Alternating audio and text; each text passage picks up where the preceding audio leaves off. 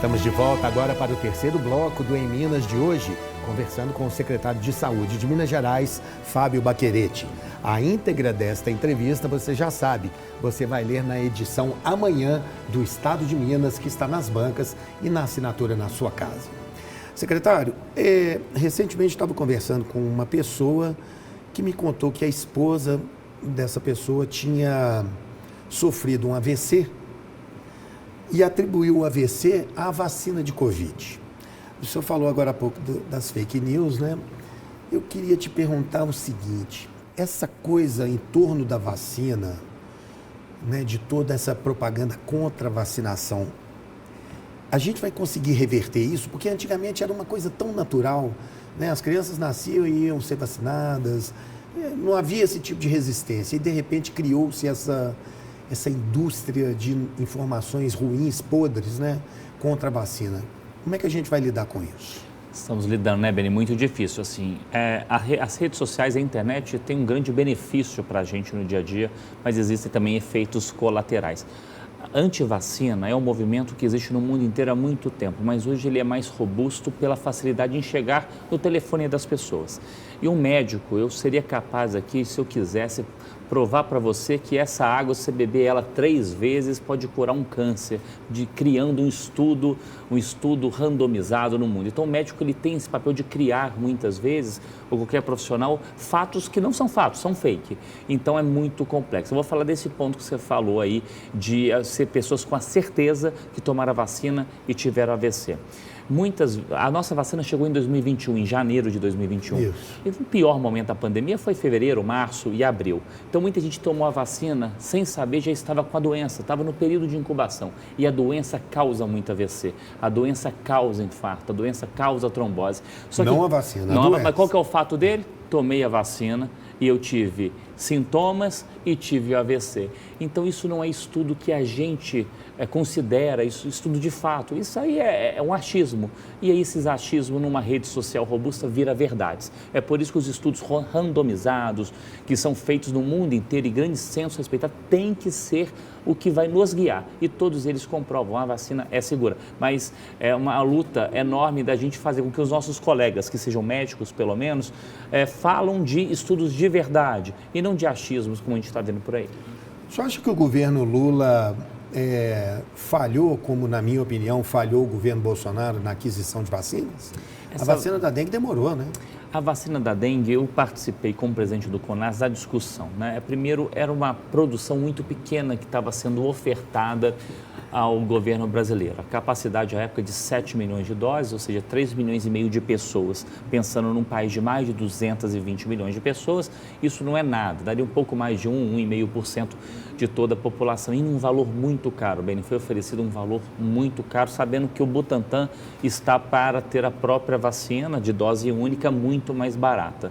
Então, é uma negociação de compra e pareceu, em algum momento, que foi atrasado. Eu participei um pouquinho mais ativo da discussão. Porque veio a doação também, né? Aí acabou que não comprou. A doação veio após o contrato de compra. Eles, além da compra, eles deram uma doação aumentando a capacidade. Mas a doação só veio porque foi firmado um processo de compra. É complexo esse ponto, porque, Beni, essa vacina não está sendo feita para este ano epidêmico.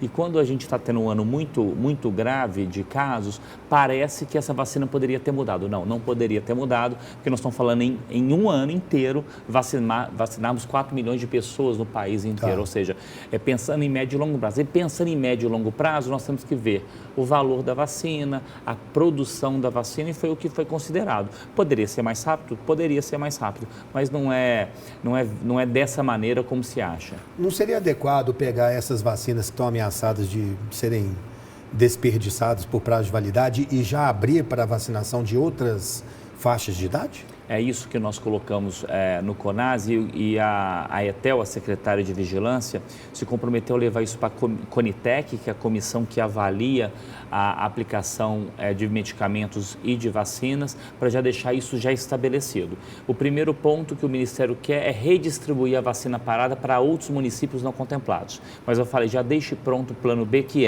não conseguiu redistribuir, a vacina está parada, amplie para a gente não ter perda de vacinas, e ela aceitou essa sugestão. questão. Então isso vai acontecer? Isso vai acontecer. Em breve? É rápido? É em breve, porque o prazo é 30 de abril da maior parte da vacina. Primeiro redistribuindo vacina parada, ampliar a faixa etária, foi o que eu coloquei para a Etel e ela falou que vai levar isso para a Conitec. E pega primeiro o quê? Vai pegar os idosos? Aí vai ser discutido. O idoso não pode, acima de 60 anos, a Anvisa não permitiu ainda, porque não tem estudos que foram. Tá. Então tem que ser ou de 4 a 60 anos. O público de 10 a 14 é que proporcionalmente mais converte em internação e óbito. Vacina de Covid, nós estamos bem. Não falta vacina de Covid, deve vir novas vacinas atualizadas daqui a pouco, né? Que isso faz parte do contrato com a Pfizer, da Bivalente, mas temos vacinas paradas nos postos. E nós teremos que conviver com vacinações anuais, como existe com a gripe, por exemplo, Covid, será assim? Do mesmo grupo de influenza, já se sabe que sim. Dengue também? A dengue não se sabe ainda ao certo se vai precisar de um reforço em quanto tempo. A primeiro momento é vacinar com as 2 doses dessa vacina da Takeda e depois da Butantan com 1 dose, a maior parte da população, especialmente a população de maior risco. Agora, secretário, como se não bastassem as epidemias, agora está chegando o inverno daqui a pouco, já o período frio, né? E aí vem as doenças respiratórias, especialmente nas crianças. Como é que nós estamos nos preparando para isso? Estamos adiantados no preparo. Eu até estou levando essa nossa experiência, que é pelo 2º ano consecutivo, para o Ministério da Saúde, porque doença sazonal não dá para esperar acontecer, porque ela vai acontecer. É o mesmo caso, né? Vai acontecer, porque o outono começou dia 21 de março, vem as doenças respiratórias e na criança, em especial até 2 anos, Beni, tem uma doença chamada bronquiolite. Bronquiolite que pega os pequenos broncos, onde passa o ar que as crianças respiram. Ela inflama por um vírus, chama vírus sincicial respiratório. Por enquanto não tem vacina para ele disponível, mas é uma questão de tempo de ter. E essas crianças, ela tem uma taxa de internação alta proporcionalmente. Então, por isso que o João Paulo II em Belo Horizonte, já ampliamos 10 leitos nessa semana de CTIs, mesmo sem ter o paciente para internar, mas já sabendo que é questão de tempo, talvez na próxima semana, daqui 2 semanas, esses leitos já sejam muito importantes no atendimento. Além disso, o reforço do pronto atendimento de pediatria, o João Paulo II já tem ali 6 a 7 pediatras atendendo diariamente e nós estamos agora com um recurso de cerca de 30 milhões, que seria para a arbovirose, nós já estamos ampliando para a doença respiratória, porque tem município que está subindo ainda a dengue, mas a maioria já está subindo nessa sazonalidade. Então, esse recurso para que os municípios se preparem e a gente já está ampliando a capacitação, porque nós estamos falando de 853 municípios, mas certamente nós estamos preparados, melhor do que os outros estados e já esperando um recurso emergencial vinculado ao Ministério, que também já está acordado. Que recomendações o senhor dá aos pais e mães que estão nos vendo sobre os cuidados que devem ser tomados agora? Primeiro ponto, olhando para os pais e mães que estão nos vendo, cartão de vacinação em dia, né, Beni? Temos doenças respiratórias que podem ser prevenidas com vacinação. A influenza, a Covid, mas tem outras vacinas. E o outro ponto, crianças muito pequenas, até 2 anos, não vamos levar ela para grandes locais de aglomerados, fechados, porque o vírus sincicial, muitas crianças de até 2 anos nunca pegaram uma doença. E se ela pegar esse muito vírus, vulneráveis. São vulneráveis. Não, é o momento de preservarmos as crianças que ainda não se expuseram a estes vírus, especialmente com menos de 2 anos. Legal. O senhor conviveu com a gestão do general Pazuello no Ministério da Saúde e agora está convivendo com a ministra Anísia Trindade.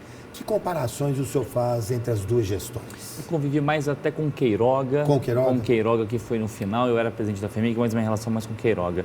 Um ponto que vejo de muita mudança importante, que eu, como presidente do Conselho Nacional de Secretários de Saúde, é que nós temos a CIT, que é a Comissão Intergestora Tripartite. A governança do SUS é muito legal, Beni. A gente pactua a política e nós somos protagonistas da pactuação. Quando tem recurso federal, uma política, não sai da cabeça apenas do Ministério.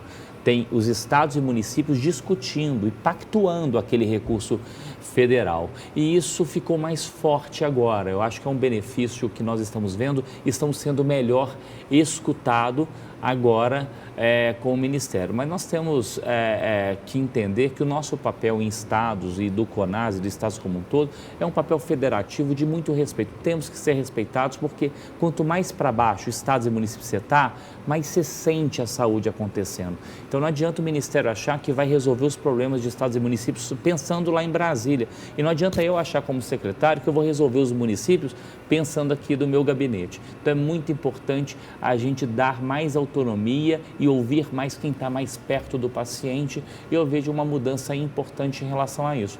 Mas temos momentos positivos e negativos de todas as gestões, né? Mas esse ponto me chama a atenção. Secretário, se hoje caísse do céu uma enorme verba para o senhor investir na área de saúde, que área o senhor atacaria? O que o senhor faria com o dinheiro? Sem dúvida, nós estamos na hora de fazer uma grande virada para a promoção e prevenção à saúde. Então, nós temos a nossa visão da Secretaria de Saúde é tornar real o SUS ideal. E o que é isso que a gente fala? A gente tem que parar de tratar só doença, a gente tem que falar em mudança de hábito de vida, falar mais ainda de prevenção, não só de vacina, outras formas. E se a gente continuar neste modelo de sempre corrermos atrás do prejuízo, nós vamos ter cada vez mais pessoas na fila de hemodiálise, mais pessoas precisando pôr um stent no coração, ao invés de termos pessoas com pressão alta controlada, diabetes controlada. Então, se eu tivesse um recurso por ter que escolher uma, eu ia falar, vamos fortalecer a promoção e a prevenção da saúde lá na atenção primária, lá no posto de saúde, para a gente mudar de vez para onde estamos indo. Bacana demais. Secretário, muito obrigado, viu, pela sua presença aqui no Em Minas. Muito esclarecedor, o senhor é muito didático, muito bom de conversar, ajudando a esclarecer tantos pontos delicados, né, para a nossa saúde, tão importantes para os nossos filhos, para os nossos parentes. É isso. Muito obrigado pela sua presença aqui. Beni, um prazer estar aqui com você. Nessa obrigado batalha pelo convite. Difícil que tem aí pela frente. Contem comigo, pode deixar. E a você que nos prestigiou com a sua audiência, mais uma vez, muito obrigado, viu? A gente vai se encontrar de novo sábado que vem, tá bom? Tchau!